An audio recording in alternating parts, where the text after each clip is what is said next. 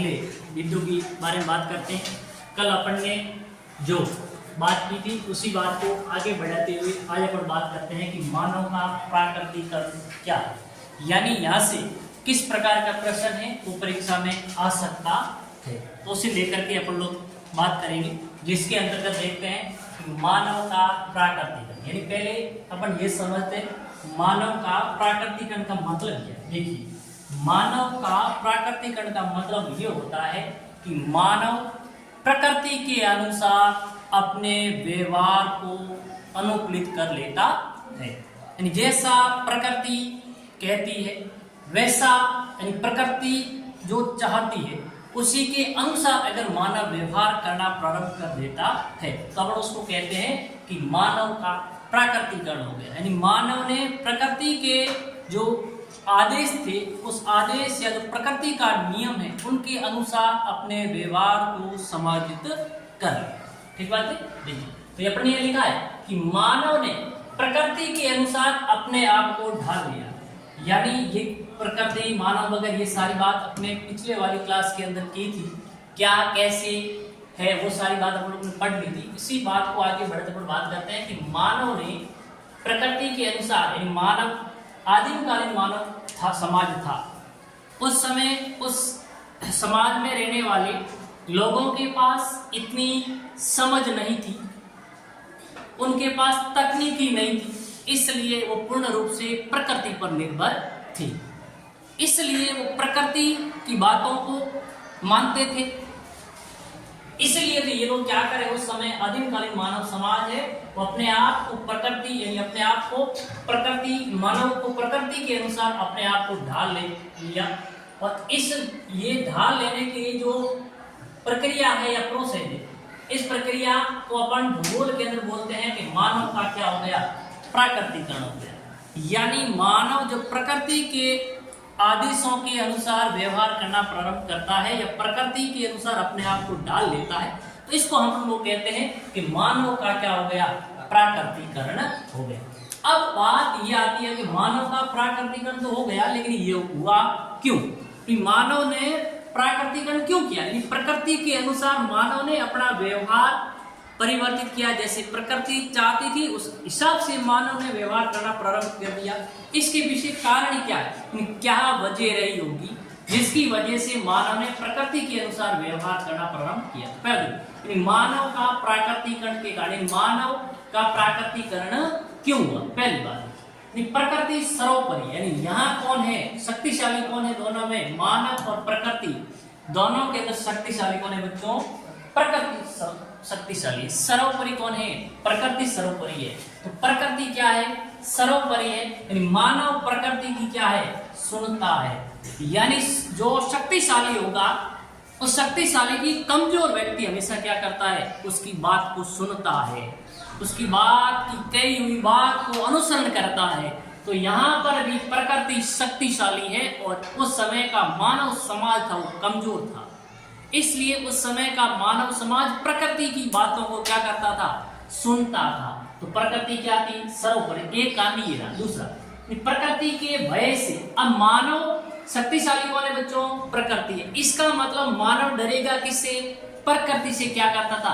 उसको भय था, डर लगता था, इसलिए वो प्रकृति की क्या करता है? सूर्य की, उस वृक्षों की वो क्या करता था? पूजा। तो उस समय प्रकृति की भय से वो मानव प्रकृति की क्या करता था? पूजा करता था। उस समय मानव प्रकृति का क्या था बच्चों? गुलाम था। यानी प्रकृति सर्वोपरि है, प्रकृति से मानव को भय है और मानव प्रकृति का क्या है? गुलाम है।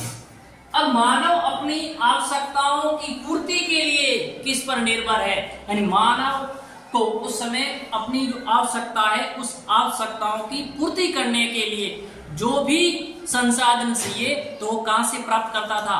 प्रकृति से प्राप्त करता था। कहां से प्राप्त करता था? प्रकृति से। तो ये बात को ध्यान रखेंगे कि मानव अपनी आवश्यकताओं के लिए पूर्ण रूप से प्रकृति पर निर्भर था। तो एक बात आप ध्यान रखें, मानव का प्राकृतिकरण क्या है और मानव ने प्राकृतिकरण क्यों हुआ, या मानव का प्राकृतिकरण के पीछे क्या कारण जिम्मेदार थी। अब आगे बात आती है कि मानव समाज उस टाइम का जो ये मानव समाज है, मानव समाज और प्रकृति के स्थल रूप, ये प्रकृति का कोई स्थल रूप है। अब ये प्रकृति का स्थल रूप और ये मानव समाज। अब होता है क्या, देखो कि आदिम मानव समाज, उस समय के लोग मानव समाज उसको अपन कहते हैं आदिम मानव समाज। क्या कहते थे? आदिम मानव समाज और प्रकृति की ईर्षा की शक्तियों के बीच होने वाली अनोनी, यानी कहने का मतलब मानव समाज प्राकृतिक जो स्थल रूप है इसके साथ में क्या करता था? क्रिया करता था। क्या करता था? इसके साथ में क्रिया। अब मानव इस प्राकृतिक स्थल रूप या ये प्राकृतिक जो कारक है, इन प्राकृतिक कारकों के साथ में जो गतिविधियां करेगा या जो अनोन्य क्रिया होती है, उस आपस में अनोन्य क्रिया करने से एक नई विचारधारा उत्पन्न हुई भूगोल के अंदर, और उस विचारधारा को अपन लोग कहते हैं पर्यावरण निश्चयवाद। क्या कहते हैं? यानी मानव उस समय का मानव समाज और वहां के प्राकृतिक अपन संसाधन कह सकते हैं या प्राकृतिक जो स्थल है, मानव उस प्राकृतिक स्थल के साथ में जो क्रियाकलाप या जो गतिविधियां करता है, उनको भूगोल के अंदर एक नई विचारधारा के रूप में जाना जाता है, और उस विचारधारा को हम लोग कहते हैं पर्यावरण निश्चयवाद। क्या बोलते हैं उसको? पर्यावरण निश्चयवाद, या उसको कहते हैं नीतिवाद। क्या बोलते हैं उसको? नीतिवाद, या उसको कहते हैं नितांत आवश्यकता की स्थिति भी कहते हैं। क्या कहते हैं? नितांत आवश्यकता की स्थिति। यानी यहाँ सर्वोपरि कौन है? प्रकृति है। कौन है सर्वोपरि? प्रकृति सर्वोपरि है। यानी मानव प्रकृति का क्या है? दास है। मानव प्रकृति का क्या है? दास कह सकते हैं। मानव प्रकृति का क्या है? गुलाम। तो आप ध्यान रखेंगे कि पर्यावरण निश्चयवाद क्या है या नीतिवाद क्या है? नीतिवादी क्या है? नीतिवाद क्या है? नितांत आवश्यकता की स्थिति, या इसको निश्चयवाद भी कहा जाता है। तो ये क्या होता है? यानी कहने का मतलब आदिमकालीन मानव समाज और उस समय की जो प्राकृतिक प्रकृति की इंसान शक्ति यानी प्राकृतिक संसाधनों के साथ उस समय का मानव किस प्रकार की क्रिया या गतिविधियां करता था, उन सभी को सम्मिलित रूप से एक व्यक्ति था जिसका नाम था फ्रेडरिक रेटजेर। क्या नाम था? फ्रेडरिक रेटजेर। और इसने कहा था कि ये भूगोल की नई विचारधारा है, और उसका उसने नाम दिया पर्यावरण निश्चयवाद। क्या नाम दिया? पर्यावरण निश्चयवाद। तो ध्यान रखेंगे पर्यावरण निश्चयवाद क्या है, इसको और किस नाम से जानते हैं? नीतिवादी, नितांत आवश्यकता की। ये सबसे इंपॉर्टेंट है, मोस्ट इंपॉर्टेंट। और इसको देने वाला व्यक्ति कौन है? फ्रेडरिक रेटजेर। और ये कहाँ का रहने वाला है? आप सब जानते हैं कहाँ का है बच्चों? जर्मनी का निवासी। ठीक है, तो एक बात ध्यान रखेंगे कि पर्यावरण निश्चयवाद क्या है या इसका प्रतिपादन करता कौन है? फ्रेडरिक रेटजेर। और इस परिभाषा को आप लोग याद रखेंगे। आगे चलते हैं तो समय के अनुसार धीरे धीरे क्या हुआ? मानव के अंदर सोचने, समझने, तर्क वितर्क की क्षमता में क्या हुआ? विकास हुआ। मानव अपने आप में थोड़ा समझदार हुआ। तो जब मानव समझदार हुआ, समय बीतता गया, तो अपन जानते हैं कि तकनीकी का भी क्या होगा? विकास होगा। तो हमेशा मानव प्रकृति का गुलाम रहेगा क्या? नहीं रहेगा, क्योंकि मानव का बौद्धिक स्तर, सोचने समझने की क्षमता है वो विकसित हो गई। उन्होंने नई नई समय के अनुसार नई नई तकनीकी का उपयोग करना सीख लिया। तो उन्होंने जो प्राकृतिक नियम प्रकृति है, उस प्रकृति पर उन्होंने प्रकृति के क्या नियम है, भौतिक नियम, उन नियमों को ध्यान में रखते हुए उन्होंने प्रकृति पर क्या प्राप्त कर ली? विजय प्राप्त कर सकता है। यानी यहाँ पे अब प्रकृति है वो मानव के अधीन हो सकती है, मानव प्रकृति को अपना गुलाम बना सकता है। यानी यह मानव सर्वोपरि होगा, न कि प्रकृति। तो यहाँ आपने क्या लिखा है कि प्रकृति का मानवीकरण, प्रकृति का, यानी कहने का मतलब है यहाँ पे प्रकृति है वो मानव के अनुसार अपने आप को समायोजित कर लेती है। तो यहाँ सर्वोपरि कौन होगा बच्चों? प्रकृति हो, मतलब मानव होगा। कौन होगा? यहाँ सर्वकर्ता या मुख्य जो होगा वो होगा मानव होगा। ठीक है, अब यहाँ बात करते हैं कि समय के साथ प्रकृति के नियमों को कौन? मानव समाज जैसे जैसे आगे बढ़ा वैसे वैसे उसके सोचने समझने की क्षमता विकसित होगी, तो मानव समय के साथ प्रकृति के नियमों को क्या लगा, समझने लगे। किस प्रकार से अपन प्रकृति से विजय प्राप्त कर सकते हैं, उसके क्या नियम है, उसके भौतिक नियम क्या है, उन नियमों को उन्होंने जानना और उनको समझा। और मानव के बौद्धिक विकास का स्तर क्या है कुछ। अब मानव के सोचने समझने के आदिम कालीन की तुलना में यह आधुनिक मानव है। यहाँ पर बात करें आधुनिक मानव की बात करें, किस समय का मानव चाहिए, आधुनिक मानव। आधुनिक मानव है तो उसकी सोचने समझने की क्षमता भी ज्यादा होगी। उन्होंने प्रकृति के भौतिक नियमों को भी समझा और तकनीकी का क्या हुआ बच्चों, विकास हुआ। अब प्रकृति के नियमों को समझकर नई नई तकनीकी को उसने क्या किया, विकसित किया। इस बात को ध्यान रखेंगे आप लोग। फिर आगे अपन बात करते हैं तो आप प्रकृति का मानवीकरण कैसे होता है, ध्यान रखेंगे कि मानव प्रकृति के नियमों को समझ करके प्रकृति को अपने अनुसार क्या कर लेता है, समायोजित कर लेता है या प्रकृति को अपने अनुसार ढाल लेता है। अब अगली बात, तकनीकी या मैं कह सकता हूं प्रौद्योगिकी समाज के सांस्कृतिक विकास के स्तर की सूचक होती है। यहां से प्रश्न पूछा जा सकता है बच्चों, तकनीकी किसी समाज की सांस्कृतिक विकास के स्तर की क्या होती है, सूचक। यानी कोई भी समाज है वो सांस्कृतिक रूप से कितना क्या विकसित है या नहीं है, उसको जानने के लिए हमें किसकी जरूरत पड़ती है, तकनीकी की जरूरत पड़ेगी। किसकी जरूरत पड़ेगी, तकनीकी। यानी कोई भी समाज कितना क्या विकसित है वो अपन अनुमान लगा सकेंगे वहां की तकनीकी के द्वारा।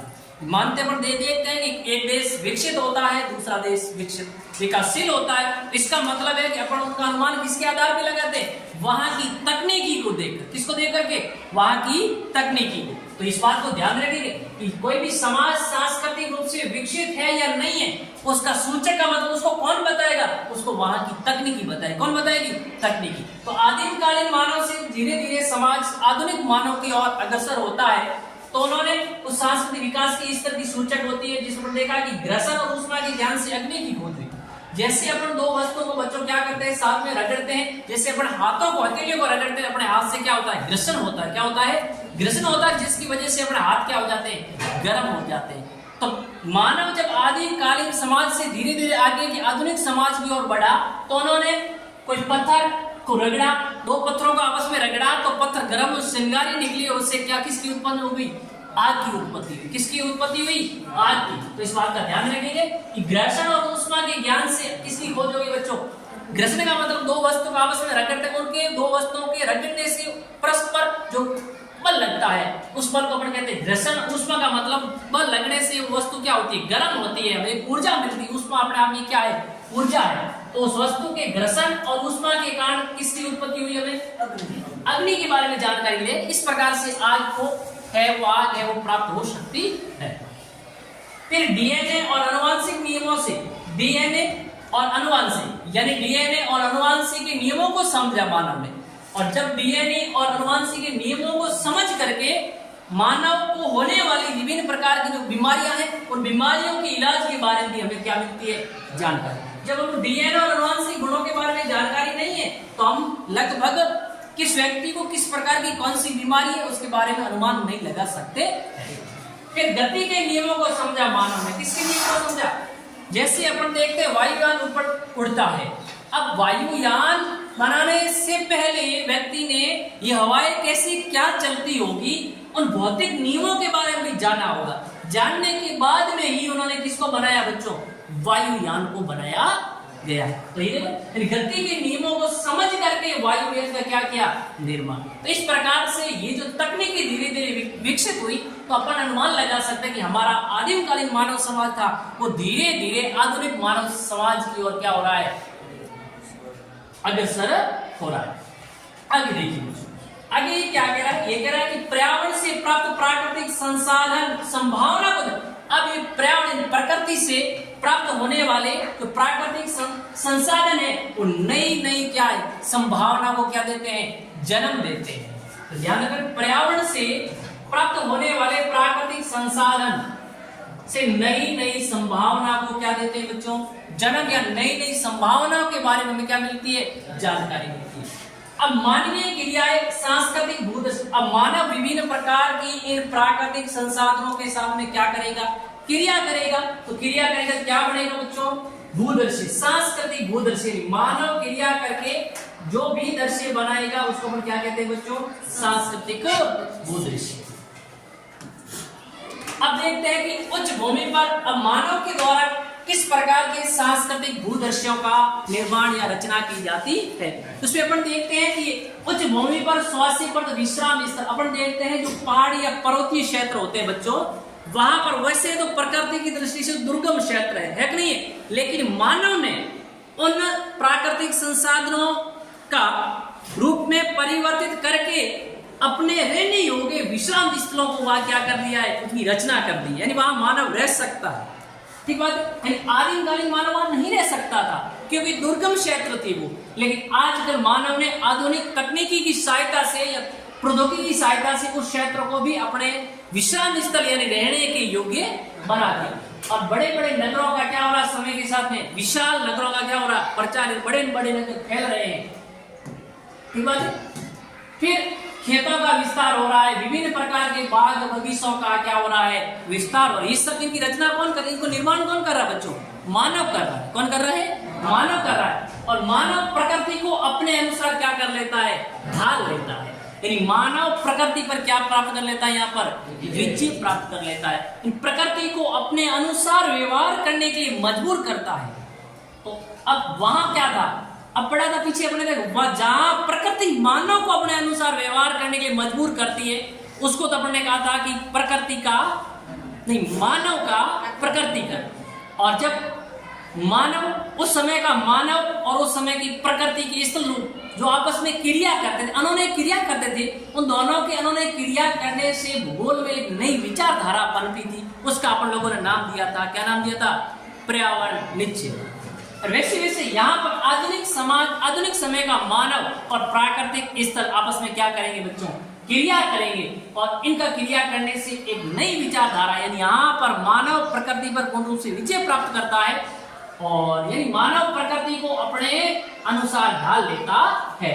तो इसका मतलब इस विचारधारा को भूगोल पर लोग क्या कहते हैं? संभववाद। क्या कहते हैं इस विचारधारा को? संभववाद। यानी मानव का नहीं, प्रकृति का मानवीकरण क्या कहलाता है? कौन सी विचारधारा संबंधित है? ये संभववाद। वहां था मानव का प्रकृतिकरण, किस विचारधारा से संबंधित था?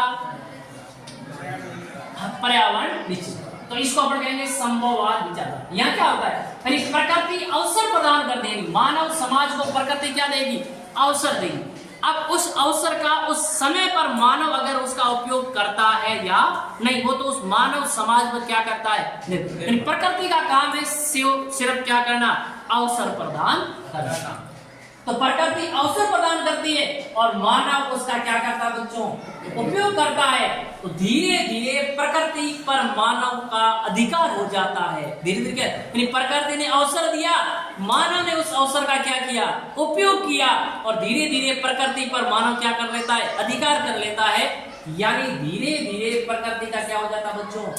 मानवीकरण हो जाता है। और ये विचारधारा क्या कहलाती है? संभववाद। इसको भूगोल में क्या कहते हैं बच्चों? संभववाद। अब ये जो संभववाद विचारधारा देने वाला व्यक्ति कौन है? जब मैं संभववाद विचारधारा की बात करूं, विचारधारा का प्रतिपादन करने वाले व्यक्ति का नाम है विडोल्ड डी ला ब्लास। और ये व्यक्ति मूलतः कहाँ का रहने वाला बच्चों? फ्रांस का रहने वाला। कहाँ का रहने वाला है ये? फ्रांस का रहने वाला है। लेकिन ये जो संभववाद जो शब्द है, ये एक सिर्फ संभववाद, एक सिर्फ क्या है? शब्द, और विचारधारा अलग है। इस यानी ये संभववाद शब्द देने वाले व्यक्ति का पूछा जाए तो कौन होगा? लुशियन फैब्रे। याद रखना कि संभववाद शब्द का प्रतिपादन करने वाले व्यक्ति का नाम है लुशियन फैब्रे और संभववाद विचारधारा का प्रतिपादन करने वाले व्यक्ति का नाम है विडोल्ड डी ला ब्लास। और ये कहाँ का रहने वाला बच्चों? फ्रांस का रहने वाला है। अब देखो, अब यहाँ अभाव से स्वतंत्रता की अवस्था भी कहते हैं, वहां उसको कहते हैं नितांत आवश्यकता की, यानी वहां पे प्रकृति क्या है? सर्वोपरि है। मानव को प्रकृति का दास था, प्रकृति के अनुसार व्यवहार करना। अब यहाँ क्या हो गया? अभाव से स्वतंत्रता की, यानी मानव पहले जो प्रकृति की सुनता था अब सुनेगा क्या? नहीं। अभाव से स्वतंत्रता की। अब मानव बिल्कुल क्या हो गया? खुला हो गया है। अब प्रकृति की मानव सुनेगा नहीं, प्रकृति पर मानव ने अपना क्या विजय प्राप्त कर ली है। तो ध्यान रखोगे अभाव से समवर्तता की ओर किस विचारधारा संबंधित है, संभव। यानी यहाँ पे मानव है वो पूर्ण रूप से प्रकृति पर निर्भर न होकर के प्रकृति है वो मानव पर, यानी मानव खुला है अब यहाँ। अब देखते हैं एक और, जब बात अपने की थी कि संभव पर्यावरण निश्चयवाद, और उसके बाद अपने बात की थी संभव। पर्यावरण निश्चयवाद में प्रकृति सर्वोपरि थी, संभववाद में मानव सर्वोपरि था। अब दोनों ही विचारधाराएं काफी लंबे टाइम तक चलती रही। अब दोनों के अपने अपने क्या है, कुछ दुष्परिणाम होते हैं, होते नहीं होते।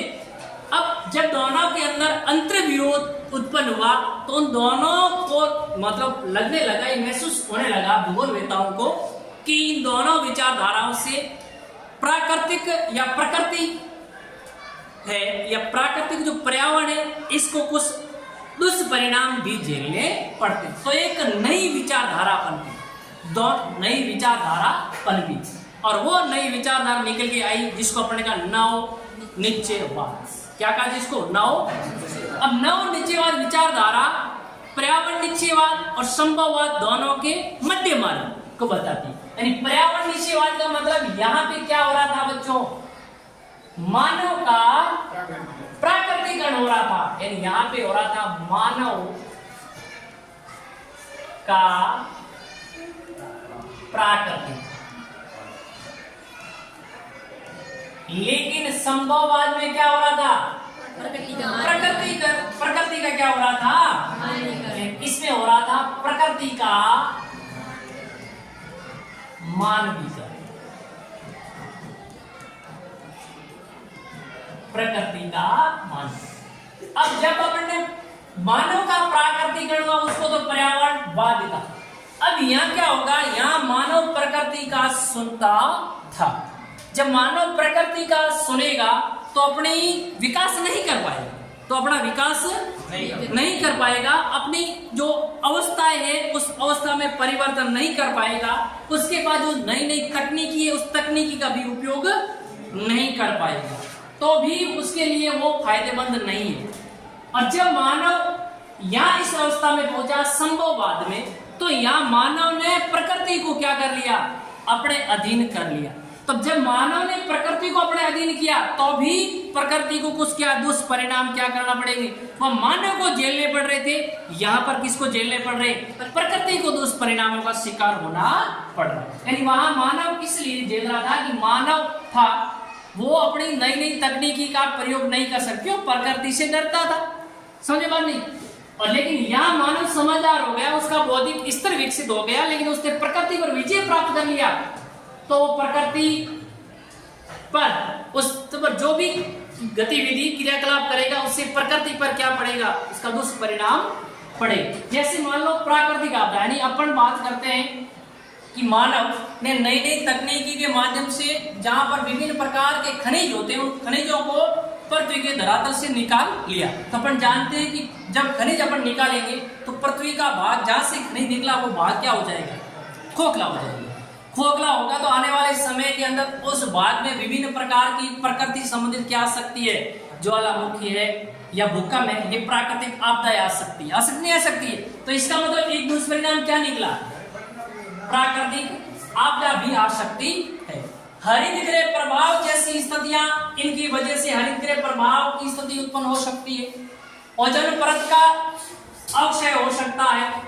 भूमंडलीय तापन यानी ग्लोबल वार्मिंग जैसी स्थितियां पैदा हो सकती हैं।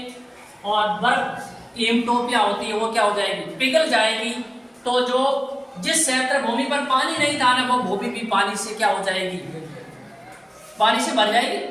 तो ये दुष्परिणाम है बच्चों किसके, संभववाद के। तो अब नई विचारधारा पनपी, उन्होंने कहा कि न तो संभववाद न पर्यावरणवाद, अपने दोनों के मध्य मार्ग को अपनाते हुए मानव है वो प्राकृतिक संसाधनों का उपयोग करते हुए प्रकृति को हानि हुए या नुकसान हुए बिना अपनी आवश्यकताओं की क्या कर सकता है, पूर्ति कर सकता है। ये बात कौन कहता है, ये कहता है मध्य मार्ग। मध्य मार्ग का मतलब नव निश्चयवाद। तो ध्यान रखना इन दोनों पर्यावरणवाद और निश्चयवाद दोनों को मिला करके इन दोनों के मध्य मार्ग निकाला गया एक विचारधारा पंक्ति और उसका अपन लोगों ने नाम दिया निश्चयवाद, या इसको कहते हैं रुको और जाओ, स्टॉप एंड गो। इसको क्या कहते हैं? रुको एंड जाओ। ध्यान रखना, ये जो विचारधारा है इसको देने वाला व्यक्ति है, उसका नाम क्या बच्चों? उस व्यक्ति का नाम है ग्रिप्त टेलर। क्या नाम है?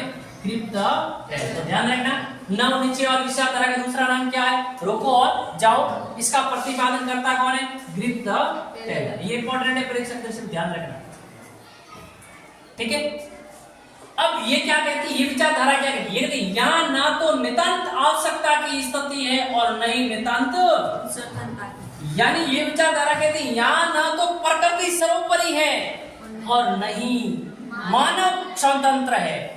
प्रकृति भी मनमानी के हिसाब से व्यवहार नहीं कर सकती है और नहीं मानव अपने मनमानी से व्यवहार कर सकता है। तो ध्यान रखना कि यहाँ ना तो नितांत आवश्यकता की स्थिति, यानी पूर्ण रूप से मानव प्रकृति पर निर्भर है क्या? नहीं है, और न ही नितांत स्वतंत्र, न ही पूर्ण रूप से मानव खुला है, स्वतंत्र भी नहीं है।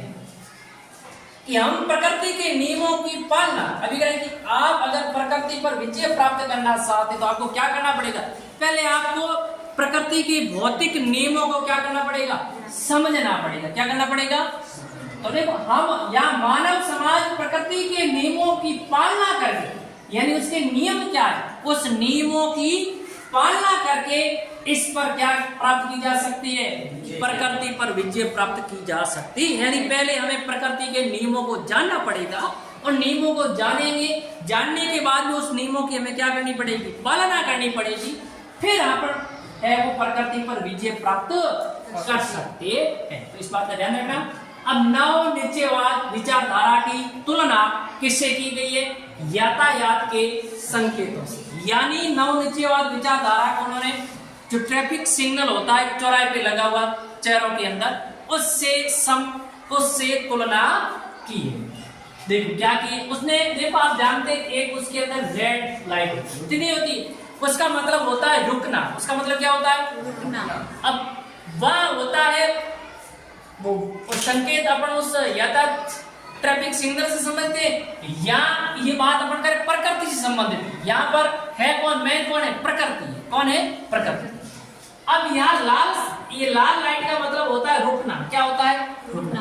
अब यहाँ अपन बात करें प्रकृति से संबंधित, वैसे मास चौराहे पे लाल लाइट मतलब रुकना होता है। अब यहाँ पे प्रकृति क्या कह रही है कि उस समय आदिमकालीन मानव समाज के पास क्या नहीं था? ज्ञान नहीं था और उसके पास तकनीकी भी नहीं थी, तो वो क्या उस प्राकृतिक संसाधनों का उपयोग करता था? ढंग से क्या नहीं कर सकता। ठीक बात है। तो रुका हुआ था, उसमें क्या था? रुका। फिर ये जैसे ही उस संकेत के अंदर ये ग्रीन लाइट जलती है तो इसका मतलब है जाओ। इसका मतलब क्या होता है? जाओ। यानी यहाँ आधुनिक मानव समाज के पास प्राकृतिक नियमों का ज्ञान और तकनीकी स्तर क्या था? ज्यादा था।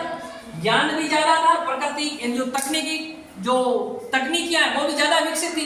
तो उन्होंने क्या है? जाओ, यानी अधिक दोहन, प्राकृतिक संसाधनों का अधिक दोहन करना क्या कर दिया?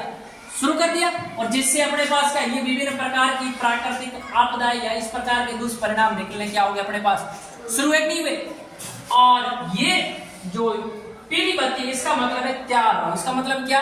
त्याग। अब ये दोनों रुकना भी नहीं है और जाना भी नहीं है, यानी त्याग क्या होना है? यानी कहने का मतलब है कि मानव समाज को सोच समझ करके प्राकृतिक संसाधनों का क्या करना चाहिए? उचित उपयोग। यानी जो प्रकृति की जो संसाधन है उनका उपयोग नहीं करना है तो भी नुकसानदायक है, और उनका अधिक उपयोग करना भी क्या है? नुकसानदायक है। क्योंकि प्रकृति के अंदर विभिन्न प्रकार की असंतुलन की स्थिति क्या हो जाती है? पैदा हो जाती है। तो उपयोग कैसे करना है भाई? अभी उपयोग ऐसे करना है कि आपको जिन संसाधन की आवश्यकता उसकी पूर्ति भी होनी चाहिए, लेकिन प्रकृति के अंदर क्या बना रहना चाहिए? संतुलन भी बना रहना। यानी कहने का मतलब सांप भी मर जाए सड़ी टूटे बिना। समझे बनी? ये अपन सांप मारते हैं तो कहते हैं नहीं, कहते कि सांप भी मरना चाहिए लेकिन सड़ टूटनी हापी मरनो चाहिए डंडो भागनो नहीं चाहिए, कहते नहीं कहते? तो वही यही ये नवनिश्चयवाद भी यही कहता है कि आपको जिन संसाधनों की आवश्यकता है उसका क्या करना है, उपयोग तो करना ही है, लेकिन साथ साथ में ये भी ध्यान रखना है कि प्रकृति में असंतुलन की स्थिति पैदा नहीं होनी चाहिए, है ना? तो ये विचारधारा देने वाला व्यक्ति का नाम है गिब्स टेलर। ये कहता है गिब्स टेलर के अनुसार मानव समाज को सोच समझ करके प्राकृतिक संसाधनों का क्या है, उचित उपयोग, जितनी उसको आवश्यकता है उतना ही उपयोग करना चाहिए। तो इस प्रकार से ये अपन ने मानव का प्राकृतिकरण क्या है, प्रकृति का मानवीकरण क्या है, उससे संबंधित कौन सी विचारधारा थी उसके बारे में बात की। अब अपन आगे बढ़ते हैं तो अगला बिंदु है अपने पास मानव भूगोल की विचारधारा। 1970 के दशक के अंदर मानव भूगोल में 3 विचारधाराएं आई बच्चों। कितनी विचारधाराएं? 3 विचारधाराएं, जो परीक्षा की दृष्टि से आप लोगों को ध्यान रखना है बच्चों, यहाँ से पूछा जाएगा। तो ध्यान रखें मानव भूगोल की मुख्य विचारधारा 1970 के दशक में कितनी आई बच्चों? कौन कौन सी? एक विचारधारा है उसका नाम क्या है, मानवतावादी, या उसको अपन कहते हैं कल्याण। क्या कहते हैं उसको? मानवतावादी, या उसको कहा जाता है कल्याण परक विचारधारा। एक विचारधारा पनपी अपने पास निकली दूसरी, जिसका नाम है आमूलवादी, या इसको कहते हैं रेडिकल। क्या कहते हैं इसको? आमूलवादी या रेडिकल विचारधारा। और एक विचारधारा निकली अपने पास व्यवहारवादी। कौन सी निकली? व्यवहारवादी। अब ये है क्या, इससे संबंधित थोड़ी सी अपनी चर्चा करते हैं। सबसे पहले देखते हैं कि मानवतावादी या कल्याण परक विचारधारा क्या है। देखो, मानवतावादी यानी इस विचारधारा का संबंध किससे? तो ध्यान रखना, मानवतावादी विचारधारा का संबंध लोगों के सामाजिक कल्याण के पक्षों से, यानी एक समाज के अंदर रहने वाले लोग, उन लोगों का कल्याण किस प्रकार से हो सकता है, यानी उस देश की सरकार उन लोगों के कल्याण के लिए क्या, कल्याण के किन पक्षों को ध्यान में रख करके क्या क्या योजनाओं का क्या किया जा सकता है, क्रियान्वयन, यानी उनके लिए किस प्रकार की योजना बनाए, किस पक्ष को कितना सरकार कितना खर्च करे, होता नहीं बताइए। तो यहाँ पर ये जो मानवतावादी विचारधारा का संबंध है वो लोगों के सामाजिक कल्याण के विभिन्न पक्ष, एक मूलभूत आवश्यकता आवास, यानी उनको रहने के लिए घर एक पक्ष, दूसरा है उनका स्वास्थ्य, और अगला है उनकी शिक्षा, यानी किसी देश की जो सरकार है वो सरकार उस देश में रहने वाले लोगों का कल्याण करने के लिए, उनका भला करने के लिए उनके आवास पे कितना इन्वेस्ट करती है, उनके स्वास्थ्य सेवाओं पे कितना खर्चा करती है, और शिक्षा के क्षेत्र में कितना खर्चा।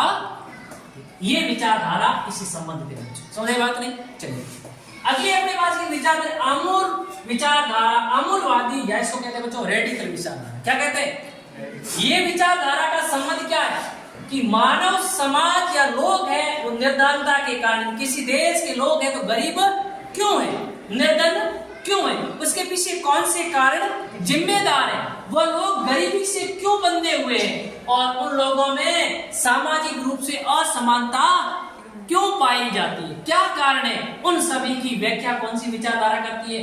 आमूलवादी विचारधारा। बात समझ नहीं आई? यानी आमूलवादी विचारधारा या रेडिकल विचारधारा का संबंध यानी किसी देश की, या अपन किसी देश की बात करें या किसी समाज की बात करें तो वो समाज के लोग हैं वो निर्धन क्यों है, गरीब क्यों है, उसके पीछे कौन से कारण जिम्मेदार है, वो लोग गरीबी से जकड़े हुए क्यों हैं, उन लोगों की जो समाज है उन समाज में असमानता क्यों है, क्या वजह रही होगी, उन कारणों का इसमें क्या करते हैं अपन लोग अध्ययन करते हैं। लेकिन बच्चों ये आमूलवादी रेडिकल विचारधारा एक सिद्धांत पर आधारित है, और वह सिद्धांत है मार्क्स का सिद्धांत। किसका सिद्धांत है? मार्क्स के सिद्धांत पे आधारित है। मार्क्स ने पूंजीवादी का सिद्धांत दिया था। किसका सिद्धांत दिया था? उसी सिद्धांत पे ये विचारधारा क्या है आधारित। अगली बात करते हैं एक और विचारधारा है व्यवहारवादी। कौन सी विचारधारा है? व्यवहारवादी। व्यवहारवादी का मतलब प्रत्यक्ष अनुभव के साथ, यानी अपन प्रत्यक्ष अनुभव के साथ मानवीय जाति, प्रजाति, धर्म और इत्यादि पर आधारित सामाजिक सहवर्गों का लंबे समय बोध पर क्या देती है विचारधारा? जोर देती है। इस प्रकार से 1970 के दशक में बच्चों तीन विचारधारा पनपी। अब ये विचारधारा क्या है इसको आप लोग ध्यान रखें। आगे चलिए। अब अगला अपना लास्ट टॉपिक है बच्चों, मानव भूगोल की शाखा और उपशाखा, यानी मानव भूगोल के क्षेत्र और उपक्षेत्र। यानी यहाँ से एक प्रश्न पूछा जा सकता है बच्चों, तो आप शॉर्टकट में इनको याद कीजिए। तो मुख्य रूप से अपन बात करते हैं, पहले मैं बात करूंगा शाखा की, फिर उस शाखा की कौन सी उपशाखा। देखो पहली शाखा की बात करें सामाजिक भूगोल। अभी पढ़ा था पढ़ने कि मानवतावादी विचारधारा में क्या था कि लोगों के या मानव समाज के कल्याण के पक्ष से, कल्याण का भूगोल पढ़ा था नहीं पढ़ा था, वो कल्याण का भूगोल है, वो एक उप क्षेत्र है या उप शाखा है, लेकिन वो किसकी शाखा है बच्चों, सामाजिक भूगोल की शाखा। किसकी शाखा है, सामाजिक भूगोल। तो सामाजिक भूगोल इसकी कौन कौन सी उप शाखा है, एक होती व्यवहारवादी भूगोल, एक होता है सामाजिक कल्याण का भूगोल, एक होता है अवकाश का भूगोल और ऐतिहासिक भूगोल, और क्या होता है बच्चों, चिकित्सा भूगोल। यानी पिछली बार 2024 के अंदर अपना जो प्रश्न पूछा गया था ना बच्चों, वो किससे पूछा गया था, हाँ, यानी आर्थिक भूगोल की कोई दो उप शाखाओं का नाम आपसे पूछा गया था। यहां से जो प्रश्न आया था ना, वो आया था आपका अति नहीं लघु उत्तरात्मक क्वेश्चन आया था। कौन सा क्वेश्चन आया था, और वहां आपको आर्थिक भूगोल की कोई दो शाखाओं के नाम पूछा गया। हो सकता है इस बार ये वेरी वेरी इंपॉर्टेंट, आपको सामाजिक भूगोल की कोई दो या तीन उप शाखाओं के नाम पूछे जा सकते हैं, तो आप इसको अच्छी तरह से याद कीजिए बच्चों, ठीक बात है। फिर इसके बाद में आता है राजनीतिक भूगोल। अब राजनीतिक भूगोल की ये जो शाखा है, इसकी दो शाखा, एक निर्वाचन भूगोल और एक है सैन्य भूगोल। निर्वाचन भूगोल और दूसरा कौन सा है, सैन्य। और आर्थिक भूगोल की बात की जाए, इसमें संसाधन भूगोल, कृषि भूगोल, उद्योग भूगोल, विपणन भूगोल, पर्यटन भूगोल, अंतरराष्ट्रीय व्यापार का भूगोल, ये सभी आर्थिक भूगोल की शाखा है। ये सामाजिक भूगोल की उपशाखा है, वो आर्थिक भूगोल की उपशाखा है, ये राजनीतिक भूगोल की उपशाखा है। तो आप इसको, इन दोनों को अच्छी तरह से बच्चों याद कीजिए। तो इसी के साथ में आज अपन लोगों ने पहले वाला चैप्टर को पूर्ण रूप से क्लियर कर। अब इससे संबंधित कुछ प्रश्न होंगे इंपॉर्टेंट, उसके बारे में बात अगली क्लास के अंतर्गत करेंगे।